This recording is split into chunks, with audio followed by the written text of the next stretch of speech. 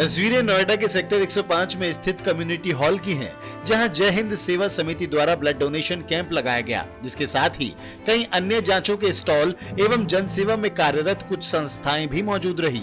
इस समिति के फाउंडर पवन अग्रवाल और उनके साथियों द्वारा ब्लड डोनेट करने वाले हर एक व्यक्ति को हेलमेट भी डोनेट किया गया। जानकारी के लिए आपको बता दें कि ये इस समिति का 43वां कैंप था। नमस्कार, आप देख रहे हैं क्विक न्यूज और मैं हूं आपके साथ डिम्पल भारद्वाज। आपको लेकर आई हूं नोएडा में और यहां पर लगा है एक महा रक्तदान शिविर जो कि लगा है जय हिंद सेवादार समिति की तरफ से। उनके पदाधिकारी यहां पर मौजूद हैं। बात करते हैं कि किस तरह से ये लगातार 25 साल से लगातार रक्तदान का यहां पर ये कैंप लगा रहे हैं। बात करते हैं और जानते हैं कि कैसे इन्होंने शुरुआत की थी और आज जब 25 साल बीत गए हैं तो आज का जो मंजर है वो किस तरह का है। सर, रक्तदान का ये शिविर सर ने जैसे बताया कि 25 साल से लगातार आप लगा रहे हैं। शुरुआत हुई थी तो कैसे हुई थी, कितने लोग जुड़े थे और कारवा जब शुरू हुआ और अब कहां तक पहुंचा है? ये बढ़ता ही जा रहा है और अभी इस बार 43वां रक्तदान शिविर 94 से कर रहे हैं सन, और हमारी कोशिश है कि हर साल और बढ़ता जाए।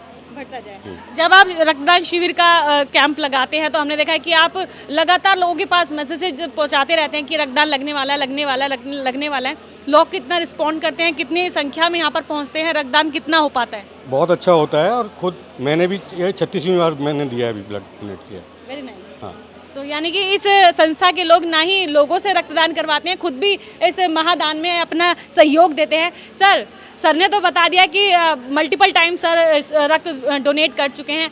आपने अब तक कितनी बार ब्लड डोनेट किया? मैंने लास्ट ब्लड डोनेट किया था 2001 में 67 टाइम्स, वो मैंने उस समय किया था।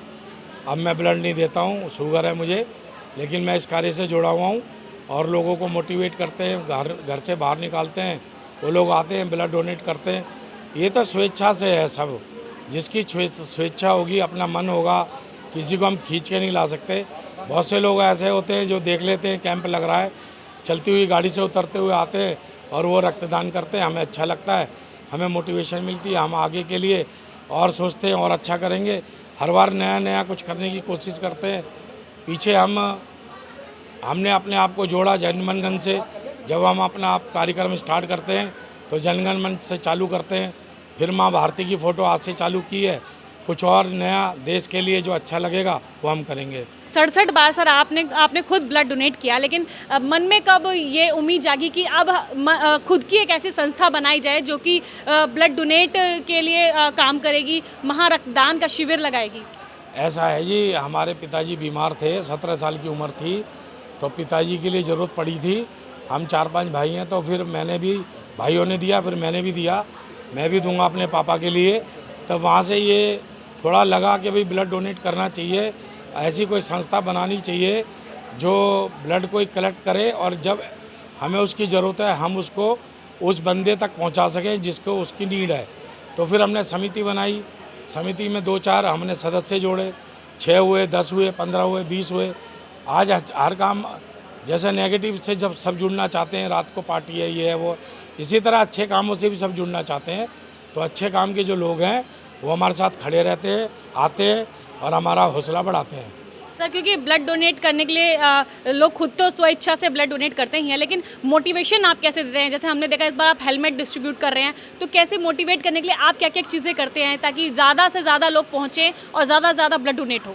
मैडम, ये चीज़ समझाने वाली है लोगों को। अभी पीछे भी थोड़ी सी महामारी वाली स्थिति भी आई थी, कोविड वाली भी आई थी, उस टाइम भी यार सड़क पे दुर्घटनाएं होती हैं, लोगों को चोट लग जाती है बगैर हेलमेट के, तो उसे जागरूक करने के लिए ये सब चीज़ें की जा रही हैं। बिल्कुल सर, क्या रहता है, कितना ब्लड डोनेट अब तक हो चुका है? इस बार जो कैंप है वो कौन सा कैंप है, कितनीवां कैंप है, और इस बार जो डोनेट अब तक हुआ है कितना हो चुका है? कैंप तो 94 से लगता हुआ आ रहा है और अभी इस एरिया के अंदर 3rd कैंप है और अभी तक यहाँ पे जो हो चुका है करीब 45 के आसपास यूनिट आ चुकी है। अभी कितनी संभावना और लग रही है?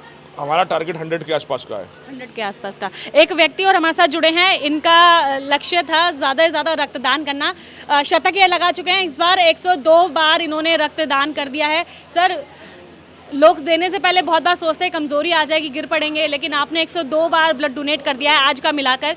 कैसे प्रेरणा मिली है आपको? मैम देखिए, मैं ये बताना चाहूँगा आपके माध्यम चैनल के माध्यम से कि पवन जी जैसे एनजीओज जो चल रहे हैं, गवर्नमेंट भी कर रही है अपना प्रयास, आप जैसे मीडिया चैनल्स और एनजीओज की वजह से ही आज समाज में लोगों पर उत्साह जाग रहा है कि जीते जी रक्तदान मरणोपरांत अंगदान की जो एक सोच है, अगर ये हर मानव के हर घर में हो जाए, जिस तरह हम होटल जाते हैं, रेस्टोरेंट जाते हैं, शादियों में जाते हैं, उस तरह अगर हम यहाँ पर ऐसे प्रचलित हों तो इससे समाज में लोगों पर और अच्छा मैसेज आएगा। और ऐसे डॉक्टर्स जिनका नाम नहीं है लेकिन वो बड़े स्ट्रगलिंग है, उनको भी एक अपॉर्चुनिटी प्लेटफॉर्म मिलेगा ऐसे एनजीओज की तरफ से, ताकि वो अपने टैलेंट को दिखा सके।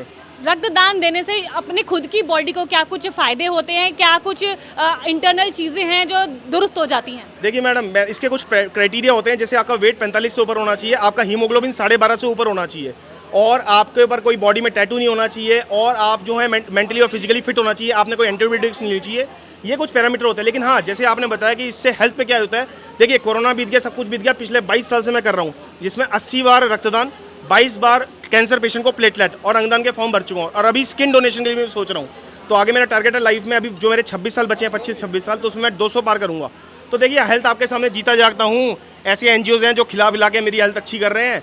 और बाकी मैं जानना चाहूँगा, ये सब मिथ्स हैं जो लोग सोचते हैं कि हमारा ब्लड देंगे तो हमारा लॉस होगा, 24 घंटे के अंदर रिकवर हो जाता है। 24 घंटे के अंदर एक और सर, आप क्या कहेंगे? क्योंकि एक बहुत ही अच्छा इनिशिएटिव लेकर जय हिंद सेवादार समिति आगे बढ़ रही है, 43वां कैंप लगाया है और लगातार कोशिश रहती है कि ज़्यादा से ज़्यादा रक्त यहाँ पर जो है इकट्ठा हो और लोगों के काम आए।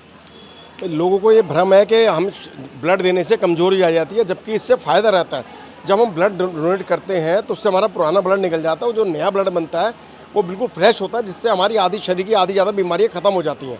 और वैसे भी कहते हैं कि ब्लड किसी और एक्सीडेंट में निकलने की बजाय यहाँ डोनेट कर दिया जाए तो जो ब्लड हमारा निकलना जाना है उस तरीके से ठीक हो जाए। तो आप लोगों को कैसे मैसेज देंगे कि लोग ज़्यादा से ज़्यादा बड़ी संख्या में पहुँचें और कहीं भी अगर रक्तदान का शिविर लगता है तो वहाँ पर रक्तदान ज़रूर करें? मैं तो कहता हूँ हर 3 महीने में एक ब्लड डोनेशन करना चाहिए, ब्लड डोनेट करना चाहिए हर आदमी को, और जहाँ पता लगे, जैसे लगा पता लगे, उसको करना चाहिए हमेशा। ठीक है, तो ये थे जय हिंद सेवादार समिति के पदाधिकारी जिन्होंने अपनी समिति के बारे में बहुत कुछ बताया और ये भी बताया कि ब्लड डोनेट करना कितना ज़रूरी है। तो रक्तदान करने वाले जो खुशनसीब लोग हैं वो हमारे साथ जुड़े हैं, उनसे हम बात करते हैं। सर, रक्तदान करके कैसा अनुभव होता है शरीर में भी और मन में भी? देखिए मैम, अनुभव की अगर मैं बात करूं तो ये अपने आप में एक बहुत अच्छी प्रविष्टि है, क्योंकि आपका जो ब्लड है वो किसी ना किसी के काम के लिए जा रहा है। और मेरे हिसाब से हर किसी व्यक्ति को जो हेल्दी है, फिट है, उसको ब्लड डोनेशन करना चाहिए। उसके अपने एडवांटेजेस होते हैं, क्योंकि एज इन जब भी आप ब्लड देते हो, ब्लड प्योरीफाई तो हो ही रहा है, साथ में आपका जो बॉडी बिल्ड है वो चेंज होता है, आप थोड़ा सा हेल्दी महसूस करते हो ओवर द टाइम।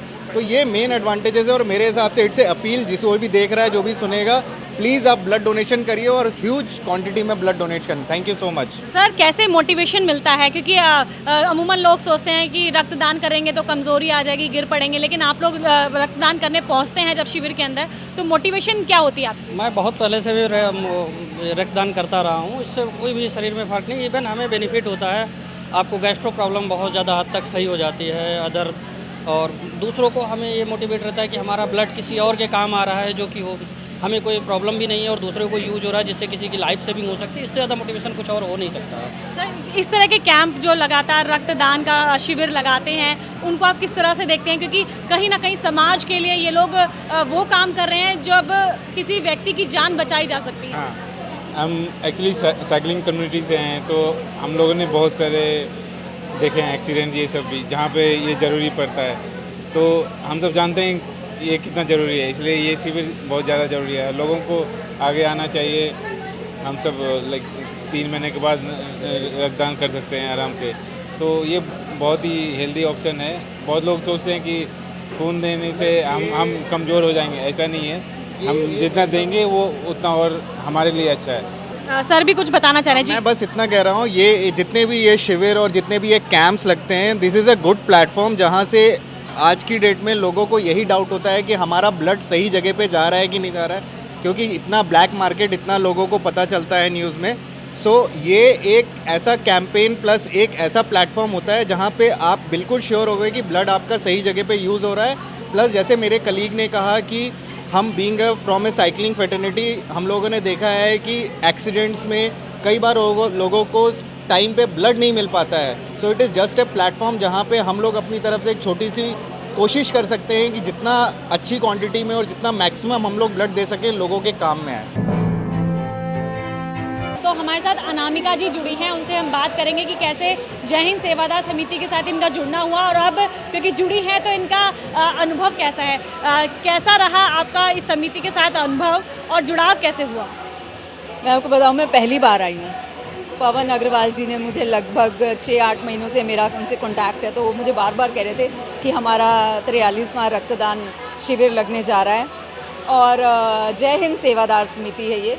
और उन्होंने मुझे जब बताया तो हालांकि मैं एंकर हूँ, प्रोफेशनली फ्रीलांसिंग करती हूँ, लेकिन मेरे में एक सेवा भाग जागा कि हमें ना कुछ सोसाइटी के लिए कुछ करना चाहिए, कुछ ऐसे अपना भी योगदान देना चाहिए। और मैं आपको बताऊँ, मेरे को थैलेसीमिया माइनर है, मैं अपना ब्लड तो नहीं दे सकती, लेकिन हाँ जो भी मेरा इस समिति के लिए कंट्रीब्यूशन होगा वो मैं देने के इंटेंशन से जुड़ी।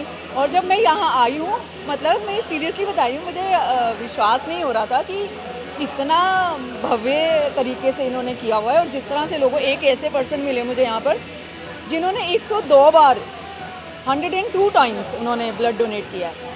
तो मुझे लगता है ये समिति की कहीं ना कहीं अचीवमेंट है और इतने सारे लोग जुड़े हुए हैं, इतने अच्छे अच्छे लोग जुड़े हुए हैं और आज मैं भी जुड़ी हूँ। तो मुझे लग रहा है ये मेरा सौभाग्य है कि मैं इस तरह से एक समिति से जुड़ी हूँ। तो लगता है कि जय हिंद सेवादार समिति जब आगे और भी इस तरह के इवेंट्स करेगी तो उसके उन इवेंट्स में आपकी भागीदारी होने वाली है? पक्की बात है, होने वाली है, 100% श्योर होने वाली है ना। आई होप आप अगर आप दोबारा मिली तो आप देखेंगे। मैं चाहती हूँ ये समिति में ज़्यादा से ज़्यादा लोग जुड़े और आज का जो समय है वो रक्तदान एक ब्लड ही ऐसी चीज़ है जो आज तक साइंस नहीं बना पाई है और ब्लड ही एक ऐसी चीज़ है जो इंसान देता है तो वो दोबारा बन जाता है। तो यानी कि भगवान जी ने कहीं ना कहीं हमें बताया कि खून देना कोई आप ये नहीं है कि दोबारा कुछ आपको इशू होने वाला है। और कोई भी जब हम ऑर्गन डोनेट करते हैं तो उसकी कमी होती है इंसान को, जैसे किडनी डोनेट करते हैं लोग, आँखें डोनेट करते हैं, वो हमें दोबारा नहीं मिलती। लेकिन ये जो ब्लड है जो साइंस भी नहीं बना पाई, वो ईश्वर ने ऐसा करके भेजा है कि आप खुल के दो और थोड़ी ही देर में, थोड़े ही दिनों में, कोई ड्यूरेशन डॉक्टर बताते हैं कि दोबारा बन जाता है। तो ये रक्तदान महादान इसलिए कहा गया है।